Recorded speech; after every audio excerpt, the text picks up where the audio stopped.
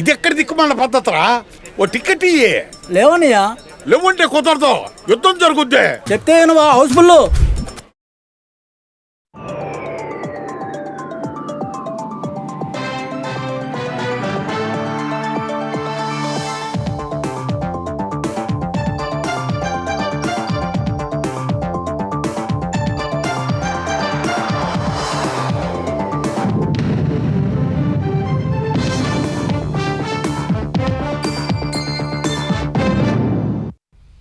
నమస్కారం, ETV news కు స్వాగతం. ముఖ్యాంశాలు.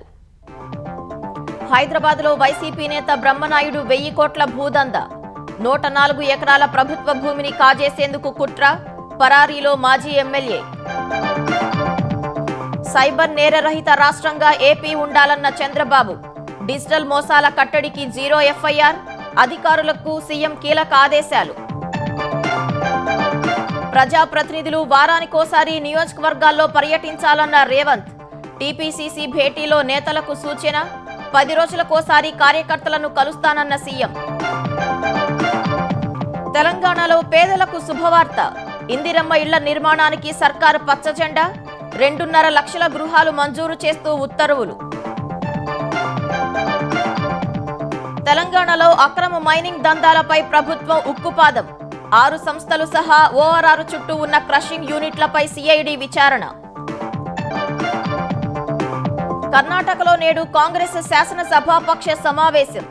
భేటీ తర్వాత కొత్త సీఎం ఎవరనేది అధికారిక ప్రకటన, డీకే పేరు దాదాపుగా ఖరారు. ఇరాన్పై తుది నిర్ణయం దిశగా ట్రంప్, కాల్పుల విరమణ, హర్మూజ్ అంశాలపై అధికారులతో కీలక మంతనాలు, ఒప్పందం ఇంకా ఖరారు కాలేదన్న Tehran.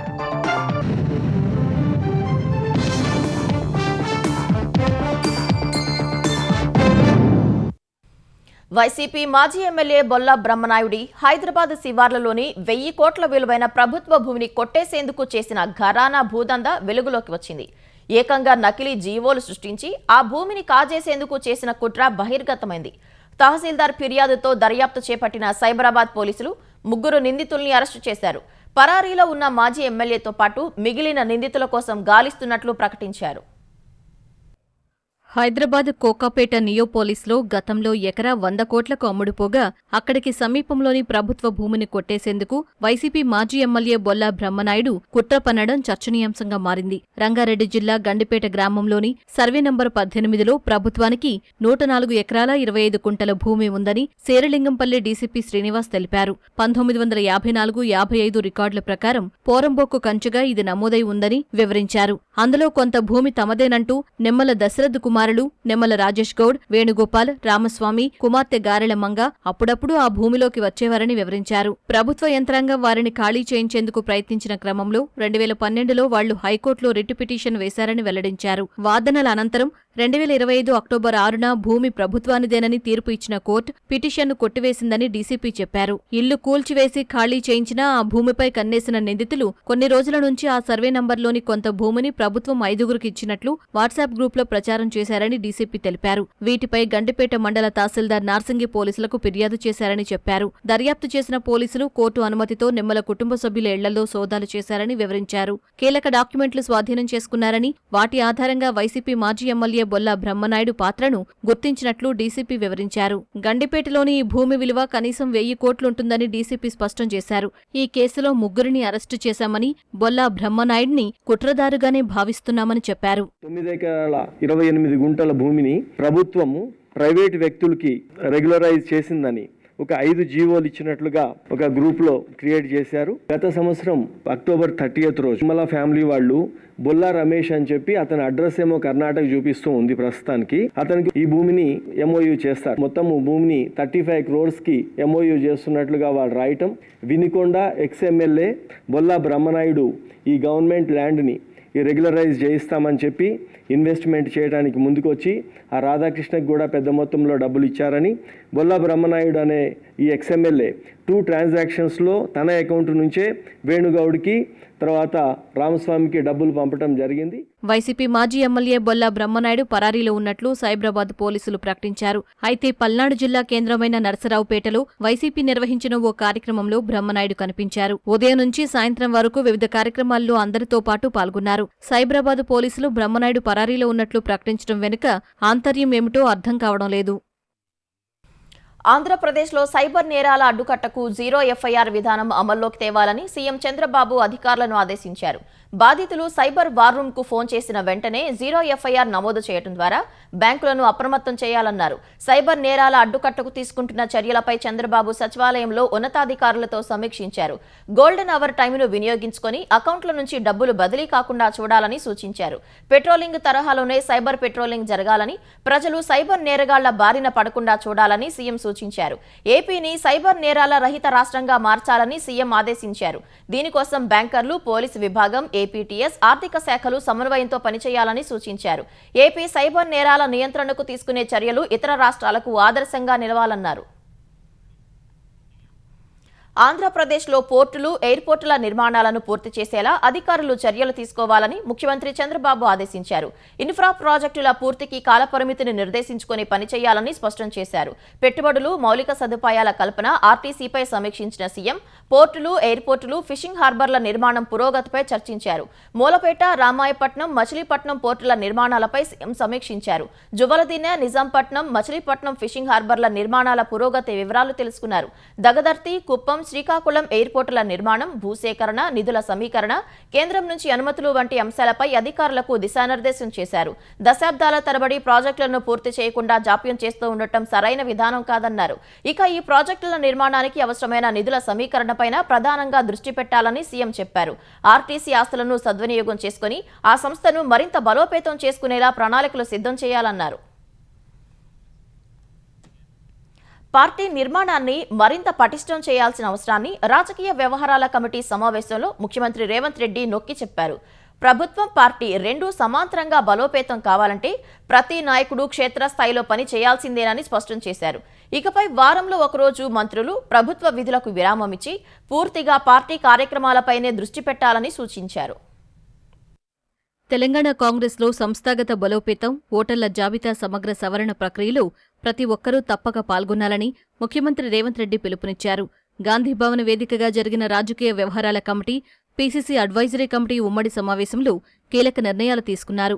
AICC incharge Meenakshi Natarajan, ముఖ్యమంత్రి రేవంత్ రెడ్డి, పీసీసీ అధ్యక్షుడు మహేష్ కుమార్ గౌడ్ సహా మంత్రులు, ఎంపీలు, ఎమ్మెల్సీలు, సీనియర్ నాయకులు, కమిటీలోని సభ్యులు భేటీకి హాజరయ్యారు.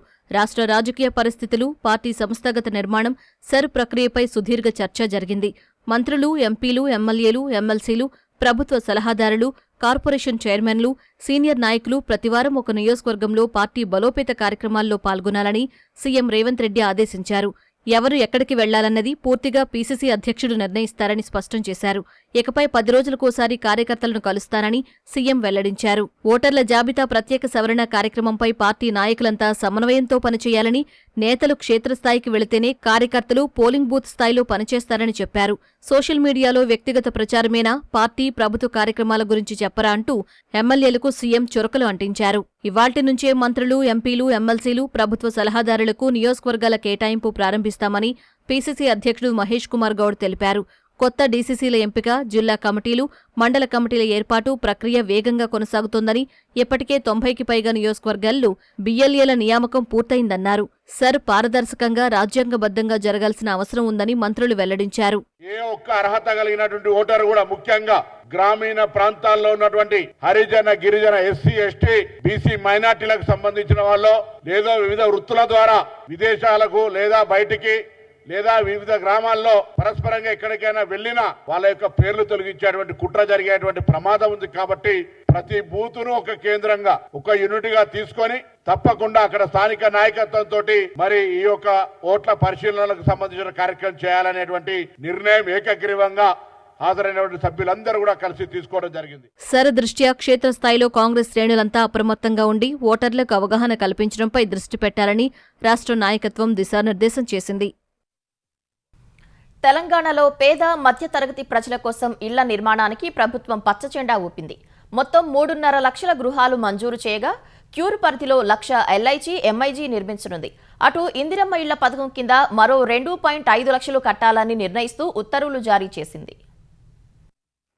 తెలంగాణలో పేద మధ్యతరగతి వర్గాల వారి సొంత ఇంటికలను నెరవేర్చే దిశగా కాంగ్రెస్ ప్రభుత్వం కీలక నిర్ణయం తీసుకుంది. 3.5 లక్షల ఇళ్ల నిర్మాణానికి సర్కారు పచ్చజెండా ఊపింది. క్యూర్ పరిధిలోని మున్సిపల్ కార్పొరేషన్లలో 1,00,000 ఎల్ఐజీ ఎంఐజీ ఫ్లాట్ల నిర్మాణానికి ఆమోదం తెలిపింది. ఇందిరమ్మ ఇళ్లు పథకం కింద ఈ ఆర్థిక ఏడాదికి తెలంగాణ వ్యాప్తంగా 2.5 లక్షల ఇళ్ల నిర్మాణానికి పరిపాలన అనుమతి మంజూరు చేస్తూ ఉత్తర్వులు జారీ చేసింది. క్యూర్ పరిధిలో చేపట్టే పథకంలో 70,000 ఎల్ఐజీ 30,000 ఎంఐజీ ఫ్లాట్లు నిర్మించనున్నారు. ప్రజల అవసరాలు డిమాండ్ సర్వే ఆధారంగా ఈ ఇళ్ల నిర్మాణం చేపట్టనున్నారు. తొలిదశగా క్యూర్ ప్రాంతంలో 12,000 ఫ్లాట్ల నిర్మాణానికి హౌసింగ్ బోర్డుకు ప్రభుత్వం అనుమతి ఇచ్చింది. ప్రభుత్వ ఉత్తర్వుల ప్రకారం ఎల్ఐజీ వర్గానికి కేటాయించే ఇళ్లపై భూమి ఖర్చు భారం ఉండదు. ఈ భూమి విలువ ప్రభుత్వ లేదా హౌసింగ్ బోర్డు ఈక్విటీగా ఉంటుంది. లబ్ధిదారుల పేర్లపై ఫ్లాట్తో పాటు భూమిలోని వాటాను కూడా రిజిస్ట్రేషన్ చేయనున్నారు. ప్రతి ఎల్ఐజీ యూనిట్కు 5 లక్షల రూపాయల రాయితీ ఇస్తారు.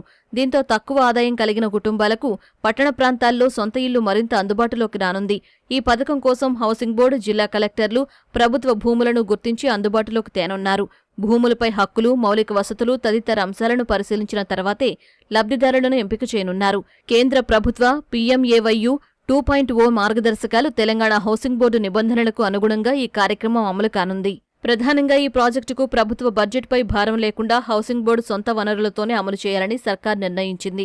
2 పడక గదుల ఇళ్ల పథకానికి అనుసరించిన ప్రత్యేక టెండర్ విధానాలు, సడలింపులను ఈ అర్బన్ హౌసింగ్ ప్రోగ్రాం అమలులో కూడా వర్తింపజేయడానికి ప్రభుత్వం అనుమతి ఇచ్చింది. దీంతో ప్రాజెక్టుల అమలు వేగవంతం కానుందని ప్రభుత్వం భావిస్తోంది. హైదరాబాద్ కోర్ అర్బన్ పరిధిలో నిర్మించే ఎల్ఐజీ ఎంఐజీ ఫ్లాట్ల డిజైన్ అల్పాదాయ మధ్యతరగతి ప్రజలు సంతృప్తి పడేలా ఉండాలని తెలంగాణ గృహ నిర్మాణ శాఖ మంత్రి పొంగులేటి శ్రీనివాసరెడ్డి స్పష్టం చేశారు. క్యూర్ పరిధిలో ఫ్లాట్ల నిర్మాణంపై హౌసింగ్ అధికారులతో సమీక్షించిన మంత్రి ఫ్లాట్ల డిజైన్లను పరిశీలించి పలు మార్పులు, సూచనలు చేశారు. సౌకర్యవంతమైన, భద్రమైన, భవిష్యత్ అవసరాలకు అనుగుణమైన ఇళ్లను నిర్మించాలనేది ప్రభుత్వ లక్ష్యమని తెలిపారు. వచ్చే 50 ఏళ్ల అవసరాలను దృష్టిలో పెట్టుకుని నిర్మాణాలు చేపట్టాలని మంత్రి అధికారులకు స్పష్టం చేశారు. స్థానిక పరిస్థితులను బట్టి అవసరమైతే 10 అంతస్తుల వరకు భవనాలు నిర్మించేలా ప్రణాళికలు సిద్ధం చేయాలని అధికారులను ఆదేశించారు. సీఎం రేవంత్ రెడ్డితో చర్చించిన అనంతరం డిజైన్లను ఖరారు చేసి యుద్ధ ప్రాతిపదికన పనులు ప్రారంభించేలా రోజువారీ కార్యాచరణ రూపొందించాలని మంత్రి అధికారులను ఆదేశించారు. మద్యం లంచాల సొమ్ముతో వైసీపీ ముఠా రాజభోగాలు అనుభవించింది. విదేశాల్లో విలాసాల్లో మునిగి తేలింది. చార్టర్డ్ విమానాల్లో ప్రయాణాలు, 5 స్టార్ హోటళ్లలో జల్సాలు చేసింది. పబ్బులు, క్లబ్బుల్లో అమ్మాయిలతో చిందులేసింది. ఆఫ్రికా దేశాల్లో పెట్టుబడులకు యత్నించింది. ముడుపుల రూపంలో వచ్చిన పెట్టెల కొద్దీ కరెన్సీ కట్టలను డెన్లలో భద్రపరిచింది. నిందితుడు కట్టా ప్రణయ్ ప్రకాష్ ఫోన్ ఫోరెన్సిక్ విశ్లేషణలో వైసీపీ ముఠా బండారం వెలుగులోకి వచ్చింది. మద్యం కుంభకోణంలో 1,000 కోట్లు కొల్లగొట్టిన వైసీపీ ముఠా ఆ లంచాల సొత్తుతో అత్యంత విలాసవంతమైన జీవితాన్ని అనుభవించింది. చార్టర్డ్ విమానాల్లో తిరుగుతూ 5 స్టార్ హోటళ్లలో గడుపుతూ జల్సాలు చేసింది. మద్యం లంచాల డబ్బుతో టాంజానియాలో ఇనుప ఖనిజ కర్మాగారం, ఆఫ్రికా దేశాల్లో పెట్టుబడులు పెట్టేందుకు ప్రయత్నించింది. దానికోసం ఆయా దేశాలను చుట్టేసింది. వైసీపీ ముఠా విలాసాలు, దర్జాలు, రాజభోగాలు, లంచాల సొమ్ము భద్రపరిచిన కేంద్రాలు, వాటిలోని కట్టల కొద్దీ కరెన్సీ నోట్లు ఫోరెన్సిక్ నివేదిక సాక్షిగా బట్టబయలయ్యాయి. కేసులో నిందితుడు కట్టా ప్రణయ్ ప్రకాష్ ఫోన్లను సిట్ అధికారులు ఫోరెన్సిక్ ప్రయోగశాలకు పంపించి విశ్లేషించగా చిత్రాలతో వైసీపీ ముఠా బండారం బయటపడింది. మార్చి 2న ప్రణయ్ ప్రకాష్ ను అరెస్టు చేసిన సిట్ అధికారులు అతని నుంచి 3 ఫోన్లు స్వాధీనం చేసుకుని ఫోరెన్సిక్ విశ్లేషణకు పంపించారు. ఆ నివేదికలను తాజాగా న్యాయస్థానానికి సమర్పించారు. ఈ కేసు నిందితులైన చెవిరెడ్డి భాస్కర్ రెడ్డి, ఆయన కుమారుడు మోహిత్ రెడ్డి, వారి సన్నిహితుడు వెంకటేష్ నాయుడు 2025 జనవరిలో టాంజానియాకు వెళ్లారు. టాంజానియాలో ప్రణయ్, చెవిరెడ్డి భాస్కర్ రెడ్డితో కలిసి 6 రోజులు ఉన్నారు. ఆఫ్రికా దేశాల్లో పెట్టుబడులపై చర్చించారు. అటు ప్రధాన నిందితుడు రాజుకేశ్ రెడ్డి, మరో కీలక నిందితుడు బూనెటి చాణక్య, ముఠాలోని ఇతర సభ్యులు ఓ ప్రైవేట్ జెట్లో ప్రయాణించారు. దీని వీడియో ఫోరెన్సిక్ విశ్లేషణలో సిట్కు లభ్యమైంది. మద్యం కుంభకోణంలో కొల్లగొట్టిన సొత్తునే వీరు ఇలా వెచ్చించారని సిట్ నిర్ధారించింది. మద్యం కుంభకోణంలో కొల్లగొట్టిన అక్రమార్జనలో 13.5% వాటా ఇవ్వాలని కట్టా ప్రణయ్ ప్రకాష్ ఈ కేసులో నిందితుడు టి. ఈశ్వర్ కిరణకుమార్ రెడ్డిని బెదిరిస్తూ మెసేజ్లు పంపించారు. లేదంటే విజిల్ బ్లోయర్గా మారి అక్రమాల గుట్టంతా బయటపెట్టేస్తా, సిట్కు చెప్పేస్తా అంటూ చాట్లో బెదిరింపులకు దిగినట్లు ఉంది. రాజధాని అమరావతిలో national institute of fashion technology ఏర్పాటుతో పాటు వస్త్ర పరిశ్రమకు కేర్ ఆఫ్ అడ్రస్ గా ఏపీని మార్చేందుకు సీఎం చంద్రబాబు భారీ యాక్షన్ ప్లాన్ సిద్ధం చేశారు. 2 రోజుల పర్యటనకు వచ్చిన కేంద్ర చేనేత జౌళి శాఖ మంత్రి గిరిరాజ్ సింగ్ తో చంద్రబాబు భేటీ అయి ఏపీ రూపురేఖలు మార్చే పలు కీలక ప్రతిపాదనలను కేంద్రం ముందుంచారు. అమరావతిలో నిఫ్ట్ స్థాపన కోసం ఇప్పటికే 10 ఎకరాల భూమిని కేటాయించామని, ఇందుకు అవసరమైన 280 కోట్ల నిధులను తక్షణమే విడుదల చేయాలని కోరారు. ఏపీ, తమిళనాడు, కర్ణాటక సరిహద్దుల్లోని కుప్పంలో పీఎం మిత్ర పార్క్ 2.0, మంగళగిరిలో 22.36 కోట్లతో చేనేత పార్క్, అమరావతిలో చేనేత హస్తకళల మ్యూజియం ఏర్పాటు చేయాలని కేంద్ర మంత్రికి సీఎం విజ్ఞప్తి చేశారు. ఈ వినతులపై సానుకూలంగా స్పందించిన కేంద్ర మంత్రి ఏపీని జౌళి పరిశ్రమ రంగానికి ముఖ్య కేంద్రంగా తీర్చిదిద్దేందుకు చేయూతనిస్తామని హామీ ఇచ్చారు. వెలిగొండ, పోలవరం ఎడమ ప్రధాన కాలువ పనుల పురోగతిపై ఆంధ్రప్రదేశ్ జలవనరుల శాఖ మంత్రి నిమ్మల రామానాయుడు అధికారులతో వీడియో కాన్ఫరెన్స్ నిర్వహించారు.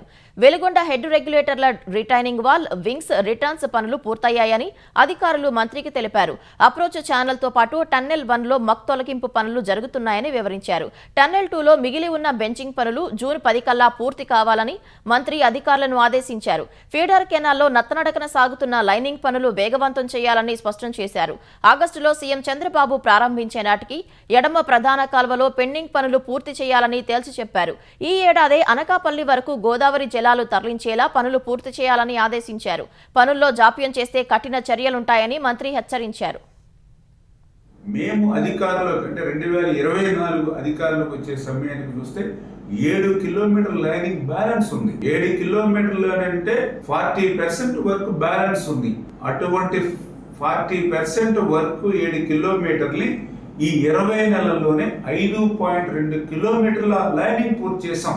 ఈ 20 నెలల్లో కూడా ఎంతో ప్రాతిపదికన డే అండ్ నైట్ వర్క్ చేసుకుంటూ ఇంకా బ్యాలెన్స్ 1.7 కిలోమీటర్ లైనింగ్ ఉంది.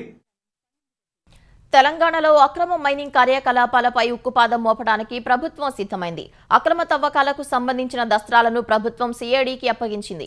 6 కంపెనీలతో పాటు ఓఆర్ఆర్ సమీపంలో ఉన్న క్రషింగ్ యూనిట్లపై సిఐడి విచారణ చేపట్టనుంది. ఇందుకు సంబంధించిన వివరాలను మైనింగ్ శాఖ సిఐడికి అందజేసినట్లు సమాచారం. ఇందులో కరీంనగర్, పెద్దపల్లి, గంగాధర, రాఘవపురం, ఉప్పల్, జగిత్యాల ప్రాంతాల్లో అక్రమ మైనింగ్ నిర్వహించినట్లు విజిలెన్స్ దర్యాప్తులో తేలి ప్రభుత్వం షోకాస్ నోటీసులు జారీ చేసినవి ఉన్నట్లు తెలుస్తోంది. డిమాండ్ నోటీసులు ఇచ్చిన కోట్ల రూపాయల రాయల్టీ చెల్లించినవి ఎక్కువ రవాణా చేసి తక్కువగా చూపినవి లీజు ప్రాంతాన్ని దాటి అక్రమ మైనింగ్ చేయటం, తప్పుడు రవాణా పత్రాలు చూపడం, ప్రభుత్వ ఖజానాకు భారీగా గండికొట్టిన సంస్థల వివరాలు ఉన్నట్లు తెలిసింది. ఇందిరమ్మ ఇళ్లపై సవాల్ చేస్తే స్వీకరించే ధైర్యం లేక కేటీఆర్ అనవసరమైన మాటలు మాట్లాడుతున్నారని తెలంగాణ గృహ నిర్మాణ శాఖ మంత్రి పొంగులేటి శ్రీనివాసరెడ్డి ఆరోపించారు. అవినీతి కేసుల నుంచి తప్పించుకోవటానికి ఢిల్లీలో బీజేపీ నేతల ముందు మోకరిల్లిందే బీఆర్ఎస్ అని ఎక్స్ వేదికగా మండిపడ్డారు. కేసుల మాఫీ కోసం కాషాయ నేతల కాళ్లు పట్టుకున్న బీఆర్ఎస్ నేతలకు పౌరుషం గురించి మాట్లాడే అర్హత లేదని ధ్వజమెత్తారు. దళిత ముఖ్యమంత్రి నుంచి డబుల్ బెడ్రూమ్ ఇండ్ల వరకు అన్ని మాటలు తప్ప చేతలు ఎక్కడైనా ఉన్నాయా అని కేటీఆర్ను ప్రశ్నించారు. 10 ఏళ్ల బీఆర్ఎస్ పాలనలో ధరణి దందాలు, బినామీల బాగోతాలు, రియల్ ఎస్టేట్ అక్రమాలు చేశారని ఆరోపించారు. తెలంగాణలో ఏకీకృత సంక్షేమ కార్డును అందుబాటులోకి తీసుకొచ్చేందుకు 10 రోజుల్లో సమగ్ర కార్యాచరణ ప్రణాళిక సిద్ధం చేయాలని ప్రధాన కార్యదర్శి సిఎస్ రామకృష్ణరావు అధికారులను ఆదేశించారు. సచివాలయంలో వివిధ శాఖల ఉన్నతాధికారులతో సమావేశమైన సిఎస్ ఒకే కార్డ్ అన్ని ప్రభుత్వ సంక్షేమ పథకాల లబ్ధి అనే విధానంతో కార్యాచరణను రూపొందించాలని ఆదేశించారు. ఇతర రాష్ట్రాల్లో అమలవుతున్న స్మార్ట్ కార్డు విధానాన్ని అధ్యయనం చేయాలని అధికారులకు సూచించారు. ప్రభుత్వ సేవలను మరింత సులభతరం చేసి పారదర్శకతతో డిజిటల్ సేవలను ఒకే వేదికపై అందించడం యూనిఫైడ్ స్మార్ట్ కార్డు ప్రధాన ఉద్దేశ్యమన్నారు. ప్రజల డేటా భద్రత, గోప్యతకు అత్యంత ప్రాధాన్యత ఇవ్వాలని స్పష్టం చేశారు. జనన, మరణ ధృవీకరణ పత్రాలు, పింఛన్ల డేటా, ఆరోగ్య ప్రొఫైల్ వంటి సమాచారం కూడా ఈ కార్డుకు అనుసంధానం చేసే అవకాశాలను కూడా పరిశీలించాలని సీఎస్ ఆదేశించారు. తెలంగాణ ప్రభుత్వం మరో 4,000 కోట్ల రూపాయలను రుణాల ద్వారా సమీకరించుకోనుంది. ఈ మేరకు ఆర్థిక శాఖ బాండ్లను జారీ చేసింది. 2,000 కోట్ల రూపాయల విలువైన బాండ్లను 17 సంవత్సరాల కాల పరిమితితో విడుదల చేసింది. మరో 2,000 కోట్ల రూపాయల విలువైన బాండ్లను 26 ఏళ్ల గడువుతో జారీ చేసింది. ఈ బాండ్లను రిజర్వ్ బ్యాంక్ మంగళవారం వేలం వేయనుంది. వేలం మరుసటి రోజు 4,000 కోట్లు తెలంగాణ ఖజానాకు జమ కానున్నాయి. ప్రస్తుత ఆర్థిక ఏడాది 2026-27లో తెలంగాణ ప్రభుత్వం ఇప్పటి వరకు రుణాల ద్వారా 12,900 కోట్ల రూపాయలు సమీకరించుకుంది. తాజా 4,000 కోట్లతో ఆ మొత్తం 16,900 కోట్లకు చేరనుంది. ఇరాన్ కాల్పుల విరమణ పొడిగింపు, హర్ముజ్ జలసంధి పునరుద్ధరణపై అమెరికా అధ్యక్షుడు డొనాల్డ్ ట్రంప్ ఉన్నతాధికారులతో కీలక మంతనాలు జరిపారు. శ్వేత సౌధంలోని సిచ్యుయేషన్ రూంలో జాతీయ భద్రత సలహాదారుతో ట్రంప్ ఈ భేటీ నిర్వహించారు. సుమారు 2 గంటల పాటు జరిగిన ఈ సమావేశం అనంతరం మాట్లాడిన ఓ ఉన్నతాధికారి ఈ తాత్కాలిక ఒప్పందానికి ట్రంప్ ఆమోదం తెలిపారా లేదా అన్న విషయాన్ని చెప్పేందుకు నిరాకరించారు. ఈ భేటీకి ముందు ఈ అంశంపై తాను ఒక తుది నిర్ణయం తీసుకోవాలని భావిస్తున్నట్లు ట్రంప్ తెలిపారు. ఇరాన్ ఎన్నటికీ అణ్వాయుధాన్ని కలిగి ఉండటాన్ని అంగీకరించబోమని ట్రూత్ సోషల్ వేదికగా ట్రంప్ తెలిపారు. హర్ముజ్ జలసంధిని తక్షణమే సుంకాలు లేకుండా తెరవాలన్నారు. సముద్రంలో ఏర్పాటు చేసిన మైన్లను త్వరగా నిర్వీర్యం చేయాలని డిమాండ్ చేశారు. ఇరాన్ వద్ద ఉన్న శుద్ధ యురేనియంను వెలికితీసి నాశనం చేస్తామని ట్రంప్ తేల్చి చెప్పారు. అమెరికాతో ఒప్పందం ఇంకా ఖరారు కాలేదని ఇరాన్ విదేశాంగ శాఖ ప్రతినిధి ఇస్మాయిల్ బఘాయి శుక్రవారం ఆ దేశ ప్రభుత్వ మీడియాకు తెలిపారు. ఇరాన్ అధికారులు ప్రస్తుతం యుద్ధాన్ని ముగించడంపైనే దృష్టి సారించారని, ఈ దశలో అణు ప్రణాళిక వివరాలను చర్చించడం లేదని బఘాయి స్పష్టం చేశారు. మరోవైపు ఎక్స్ వేదికగా స్పందించిన ఇరాన్ పార్లమెంటు స్పీకర్ మహ్మద్ బాఘేర్ మాటలు, హామీలపై తమకు నమ్మకం లేదని, ఆచరణే ముఖ్యమని స్పష్టం చేశారు. అణు చర్చలు జరుగుతున్న సమయంలోనే అమెరికా, ఇజ్రాయెల్ 2 సార్లు తమపై దాడులు చేయడంతో ఏర్పడిన అపనమ్మకాన్ని ఆయన ఈ సందర్భంగా తెలిపారు. అవతలి పక్షం చర్యలు చేపట్టే వరకు తమ వైపు నుంచి ఎలాంటి అడుగు ముందుకు పడదని బాఘేర్ తేల్చి చెప్పారు. తాము చర్చల ద్వారా కాకుండా క్షిపణుల ద్వారానే రాయితీలు పొందుతామని తన పోస్టులో వ్యాఖ్యానించారు. క్వాడ్ కూటమి ఏ దేశానికి వ్యతిరేకం కాదని భారత్ స్పష్టం చేసింది. భారత్, అమెరికా, జపాన్, ఆస్ట్రేలియాలు సభ్యులుగా ఉన్న ఈ కూటమి లక్ష్యం ఇండో పసిఫిక్ ప్రాంతంలో అభివృద్ధి సాధించడమేనని పేర్కొంది. ఆచరణాత్మక కార్యక్రమాల ద్వారా కీలకమైన ప్రాంతీయ, ప్రపంచ సవాళ్లను పరిష్కరించడానికి క్వాడ్ పనిచేస్తుందని తెలిపింది. వాతావరణ పరిరక్షణ, ఆరోగ్య సంరక్షణ, విపత్తు నిర్వహణ వంటి రంగాల్లో ఈ కూటమి అనేక కార్యక్రమాలను చేపట్టిందని విదేశీ వ్యవహారాల శాఖ అధికార ప్రతినిధి రణధీర్ జైస్వాల్ వెల్లడించారు. 3వ దేశాన్ని లక్ష్యంగా చేసుకుని ప్రత్యేకంగా కూటమి ఏర్పాటు చేయడానికి కూటముల మధ్య ఘర్షణలకు తాము వ్యతిరేకమని చైనా ఇటీవల పేర్కొన్న నేపథ్యంలో ఈ ప్రకటనకు ప్రాధాన్యం ఏర్పడింది. పరోక్షంగా చైనా విమర్శలను ఈ ప్రకటనతో భారత్ తిప్పికొట్టింది. కన్నడ నాట అధికార మార్పిడి సజావుగా కొనసాగుతోంది. సిద్ధరామయ్య రాజీనామాకు గవర్నర్ థావర్చంద్ గెహ్లోట్ శుక్రవారం ఆమోదముద్ర వేయడంతో సర్కారు రద్దయింది.